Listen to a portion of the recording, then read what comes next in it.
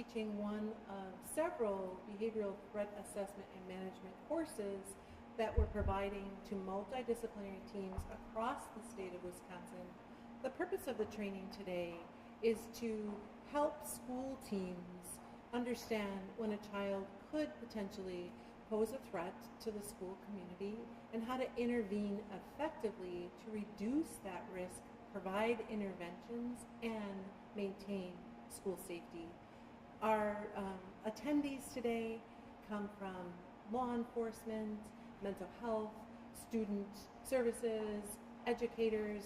We have a multidisciplinary team who are committed to understanding best practices to prevent violence in our schools. At the Office of School Safety, we prioritize prevention of school violence for our children.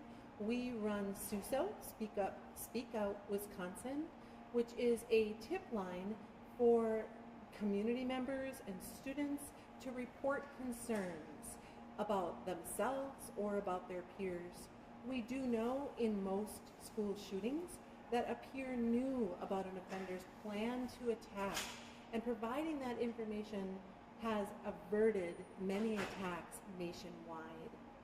We encourage students to have trusted adults in their life that they can report concerns to if they're worried that a peer is struggling.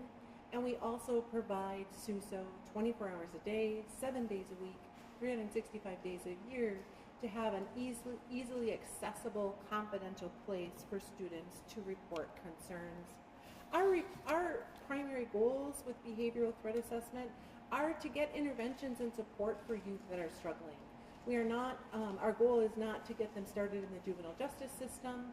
Our goal is to prevent violence, accurately understand a student's struggles, and get supports for them in a timely way. We are providing information to the community. We have a e-learning module that is available on our website, Targeted Violence Prevention, so that people understand what some of the warning behaviors might be for a student or an adult that is contemplating using violence to redress their concerns. And targeted violence in general, once you understand those warning behaviors, is preventable. It does require everyone to have a committed understanding of when they notice things of concern to report them to local law enforcement or to school officials. Comprehensive school safety is broad. We know that it's important for students to be safe at school and to feel safe at school. We know that a comprehensive look at school safety prioritizes both prevention, protection, mitigation, response, and recovery. And we provide many trainings at the Office of School Safety to support school districts in their efforts. We want to build their confidence and their ability to be able to promote safe schools. We know our school leaders and our school staff are committed to providing the safest environment possible here in Wisconsin, and we have relationships with schools across the state, including here in Oconomowoc, as they have many exemplary practices to promote school safety. And I will turn it over now to Dr. Mike Sereno. Let's say it again for the camera. Sereno? I'm sorry. I'm turning it over now to Dr. Mike Sereno, the superintendent of Oconomowoc Area Schools. Thank you.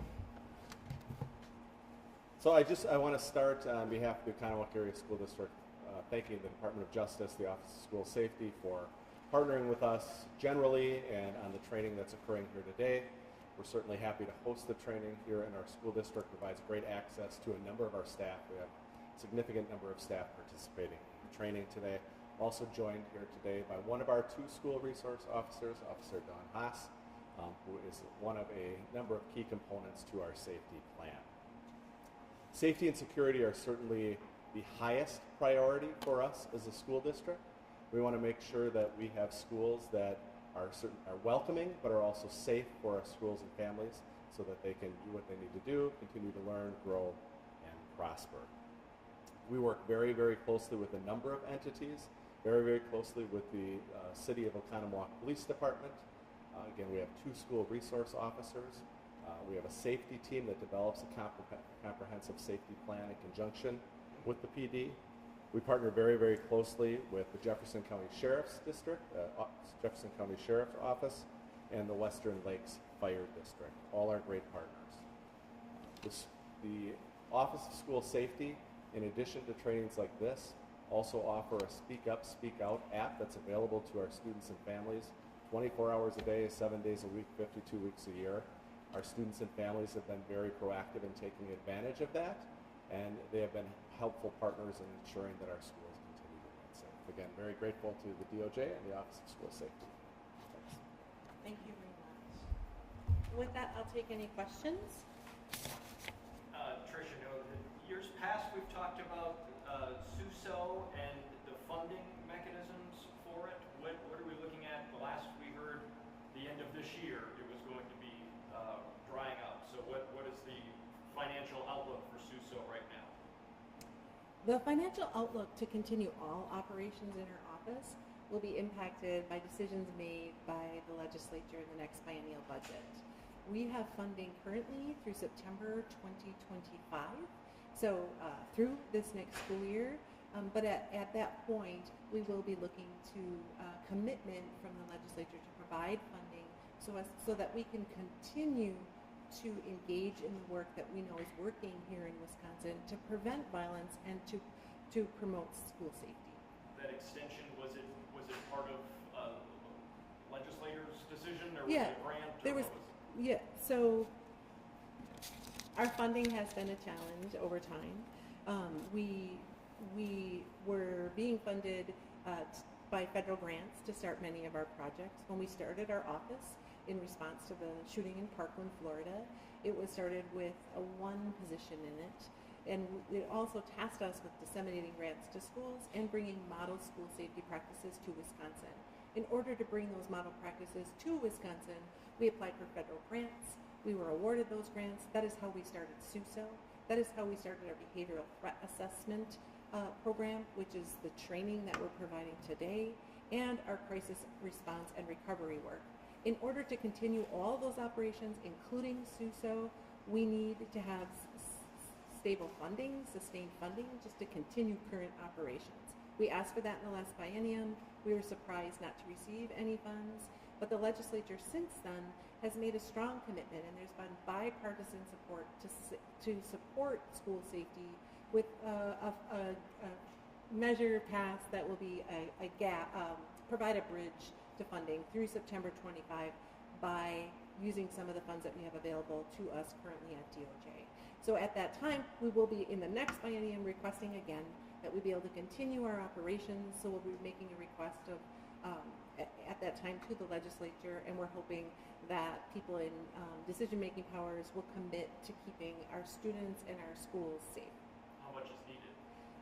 The last request was roughly $2 million, and we'll be making that determination as we prepare for the next biennial budget request.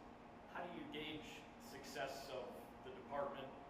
How many threats were reported, whether they were substantiated or not over the last school year, statewide? I guess kind of give me an idea of what. We know that that when there's acts of school violence, that it often does start with a grievance or an upset by a student. And so while I can tell you the number of tips that have come in through SUSO of concerns about planned school attacks, which is about 250, and concerns about weapons, which is roughly the same, 260. While we know that, we also know that we're preventing things very early when we intervene when a student is telling us they're being bullied or they're being harassed or they don't know what else to do. So while we don't have data to prove what we prevented sometimes, but we know we clearly have people reporting to us their concerns that someone might be planning a school attack. And then that has been handled on the local level with local law enforcement and local school district teams in order to prevent violence from happening in our schools. Just quick follow-up, and then the 250, 260 numbers, those are for last school year, or is that? SUSO was launched in 2020, September 2020, and we've received over 11,000 tips. Most of those tips are for other concerns that students are expressing, but we specifically have received more than 250 tips for planned school attacks and more than 260 for weapons. Since 2020? Yes. Superintendent, I'm curious, how do you talk about SUSO to your teachers and staff and parents? What do you tell them? How do you communicate with them? Well, we just share that it's a valuable tool for students and for families. We reiterate that to students throughout the year, and our students have certainly taken advantage of it. Yeah. It's been a valuable tool for us. Can you think of any examples? What have you heard from people in response to using SUSO? Would you mind taking the podium? I'm so sorry. Thank you. Can't hear you. I'm sorry, what was the second question? Can you think of any response you've received about SUSO from people who have experience with it in your district? Sure. Well, there's certainly been cases where we've been able to intervene with students who might have been in a challenging situation or even in crisis early. And certainly those students and those families are grateful for the opportunity that we had to intervene early and help and support that child through that situation. Would you say that bullying is an issue in the school district, and how do you kind of address that? Because as we just heard, bullying kind of leads to some of these. Sure. We try to be very preventive with all those types of behaviors. Certainly those behaviors happen across all schools, but we try to create a culture and climate that supports all students, culture of acceptance. And then when there are issues like that, we try to, again, intervene early, be proactive with students, educate families, work together with families and communities to support whatever issues happening and hopefully solve it more quickly rather than drawing it out. And you said that there were a number of district employees that are here today. Is it mandatory that they come? I guess what was determined who gets this training in the district? Yeah, there is an expectation for some staff that they are involved in this training, but our staff know the importance of this work, and so they're happy to engage in this. And feedback from trainings like this is almost always overwhelmingly positive. So not mandatory. Mandatory for some. Oh, like sort of specific teachers or resource officers, or I guess just to give us an idea of who's. A lot of our student services personnel.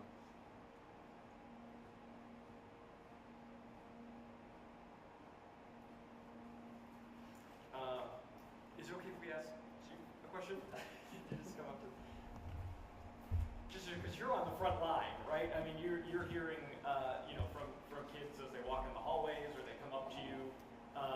What is kind of the chain of command when someone does approach you with something that rises to a concerning level?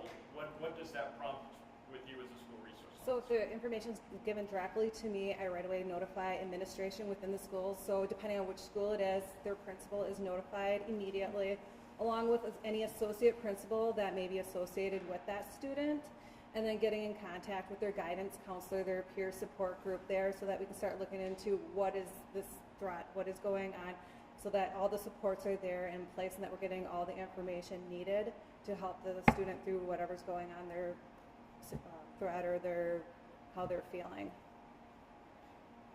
And Officer Haas, I mean, obviously you play a vital role, the teachers play a vital role, parents also play a vital role. Is there anything that you can say to them that are watching, just in terms of what can parents do at home to help kind of prevent some of these issues before they even get to school? Being open with the school, the student services, like the guidance counselors, are great resources for the parents to reach out to. If the parent has a concern, like my child is indicating that they may be being bullied or they're uncomfortable in a class because of another student, sharing that with the guidance counselor, they can always call me. I tell parents and students all the time, email me, call me. Even if you don't think it's important right now, let us know so that we can look into it just to see if there's something more going on here so that we can keep your student and everybody else in the building safe. My final question, I promise. No, good. When I was a kid, I mean, you'd be bullied in front of your face, or somebody calling you up and on the phone. This is now it's almost in some ways behind closed doors, right? I mean, social media has played a huge role in how students interact. How do you monitor that? What do you tell kids? What do you tell parents just about social media in general? Parents, I encourage them to get apps like Bark and stuff like that to help monitor their students or their children to see what are they looking at on social media. Are people harassing their child online? So that stuff will all get picked up by those apps so that the parents know, because sometimes the parents don't know what's going on the other side of that phone that they might need to be looking into, and sharing that with us as well. Because social media, it is hard for these kids with the social media stuff that's spread around, and a lot of kids just feel a lot braver sending these messages to other peers through social media. For the quote unquote the victims in those cases, I mean, do you find that they don't come forward, or it festers for a long period of time? It all depends on the students. Some students are really good about coming forward, especially if they're comfortable with their support staff at the school. We have students that do frequently will come to us like, hey, this is what somebody just posted, and we'll work with them. We'll work with both students through the situation, what's going on.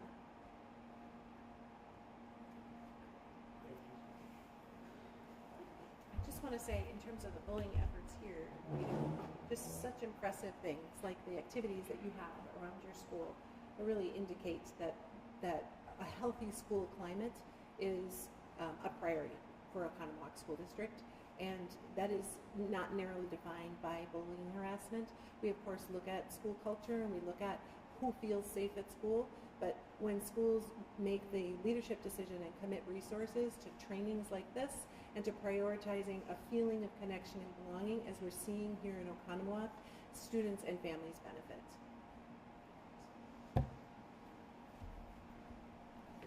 Can I get a picture? Yes.